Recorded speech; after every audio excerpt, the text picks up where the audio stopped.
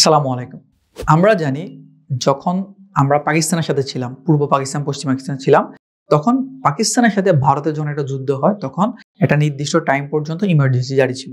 এবং ওই সময়টার মধ্যে যারা পাকিস্তান ছেড়ে অন্য দেশে পালিয়ে যায়, তাদের সম্পত্তিগুলো, অর্থাৎ সম্পত্তি তো আর ক্যারি করে নিয়ে যাওয়া যায় না। সম্পত্তি যেগুলো ছিল, সেগুলোকে শত্রু প্রপার্টি বা অর্পিত সম্পত্তি হিসেবে ডিক্লেয়ার করা হয়।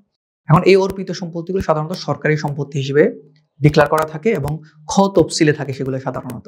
এখন এগুলো একটা নির্দিষ্ট সময়ের পর সরকার থেকে ঘোষণা করা হয়েছিল, আপনি যদি প্রপার ডকুমেন্টস দেখাতে পারেন সেক্ষেত্রে আপনার সম্পত্তি আবার আপনার কাছে ফেরত চলে যাবে। অর্থাৎ খ তফসিলে ছিল, অর্থাৎ সরকারের নামে ছিল, এটা আপনি আপনার কাগজপত্র দেখাতে পারলে খতিয়ান থেকে কেটে আবার আপনি আপনার নামে আলাদা করে খতিয়ান করতে পারবেন। এখন যারা বাংলাদেশে পরবর্তীতে ব্যাক করছে বিভিন্ন দেশ থেকে, স্পেশালি ভারত থেকে যারা আবার এসেছিল, তারা ডকুমেন্টস দেখালো, যেমন সিএস খতিয়ান বা তাদের আদার্স যে ডকুমেন্টসগুলো ছিল সেগুলো তারা দেখিয়ে তাদের নিজেদের নামে সম্পত্তিগুলো নামজারি করাতে পেরেছিল। কিন্তু যারা ভারত থেকে আসেনি কখনো বা অন্য কোনো দেশে পালিয়ে গিয়েছিল, সেই দেশ থেকে কখনো আসেনি, তাদের সম্পত্তি কিন্তু এখনো পর্যন্ত অর্পিত সম্পত্তি হিসেবেই রয়ে গেছে। প্রশ্ন হচ্ছে তারা কি এখন চাইলে আসতে পারবে কিনা।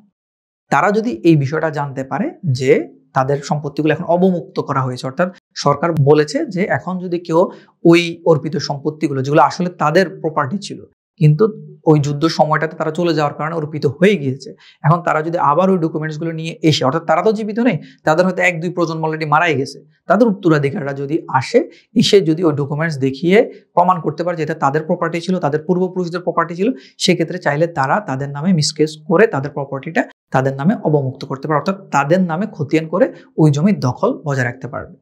তো যারা এখনো পর্যন্ত এই অর্পিত সম্পত্তির মালিক ছিলেন, এই অর্পিত হওয়ার আগে আপনারা মালিক ছিলেন, তারপর অর্পিত হয়ে গেছে, কিন্তু এখনো পর্যন্ত আপনারা ওই প্রপার্টিগুলো নেননি, সেগুলো কিন্তু সরকারি হিসেবে পড়ে রয়েছে, হয়তো কেউ প্রপার্টি ব্যবহার করতেছে না, তো আপনারা চাইলে প্রপার ডকুমেন্টস দেখিয়ে আপনারা আপনার পূর্বপুরুষদের জমিগুলো নিজেরা আবার অবমুক্ত করে নিজেদের নামে নামজারি করতে পারেন।